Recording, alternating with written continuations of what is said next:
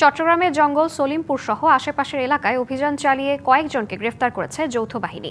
স্বরাষ্ট্র মন্ত্রণালয়ের নির্দেশে ভোর ৫টা থেকে শুরু হয় এই অভিযানে আইনশৃঙ্খলা বাহিনীর প্রায় কয়েক হাজার সদস্য অংশ নেয়।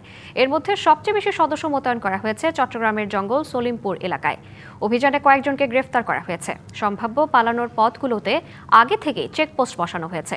সীতাকুণ্ড উপজেলার পাহাড়ি ও দুর্গম এলাকায় দীর্ঘদিন ধরে সন্ত্রাসীদের অবস্থান, অস্ত্র মজুত এবং অপরাধীদের আত্মগোপনের অভিযোগ রয়েছে। সাম্প্রতিক কয়েকটি ঘটনার পর গোয়েন্দা তথ্যের ভিত্তিতে পরিকল্পিতভাবে এ অভিযান শুরু হয়।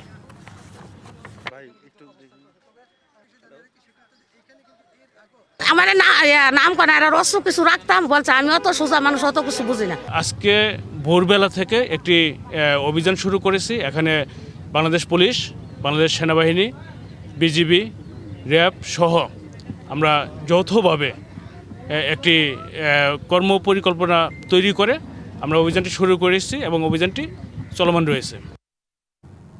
চট্টগ্রামের জঙ্গল সলিমপুরে যৌথ বাহিনীর অভিযান নিয়ে আরও জানাতে যুক্ত হচ্ছেন সহকর্মী মুজিবুল হক।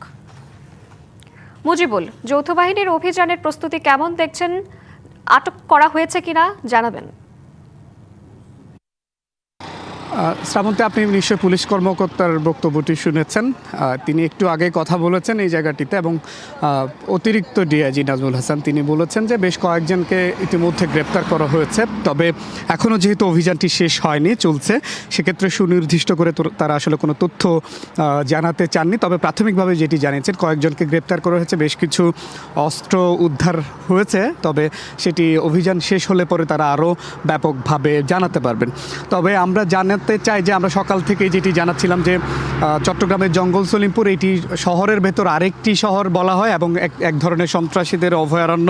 এবং এইখানে প্রায় বলতে গেলে যে এখানে প্রবেশ করতে এক ধরনের আলাদা কার্ড দেখাতে হয়। এখানকার যারা বাসিন্দা রয়েছেন তারা ছাড়া কেউ যদি প্রবেশ করতে যায় তাহলে তাদেরকে আলাদা কার্ড দেখাতে হয়। কালার এক্সপার্ট ডার্ক স্যাপ এবং মাইল্ড অন হ্যান্ডস টেকনোলজি সমৃদ্ধ অরিক্স অ্যাডভান্স ডিটারজেন্ট পাউডার আপনার লন্ড্রি এক্সপার্ট। এবং মোটামুটি একটা সন্ত্রাসীদের অভয়ারণ্য এটি পরিণত হয়েছে।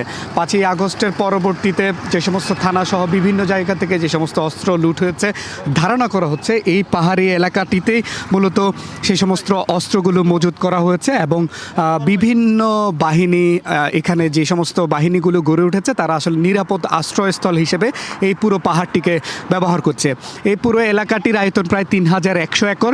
পুলিশ কর্মকর্তা এবং আইনশৃঙ্খলা বাহিনী যারা সদস্যরা রয়েছেন তারা বলছেন যে এখানে বেশ কয়েকটি গ্রুপ রয়েছে, বাহিনী রয়েছে। বিশেষ করে আলোচিত যে বাহিনী, একটি ইয়াসিন বাহিনী, অন্যটি রোকন বাহিনী বলা হয়।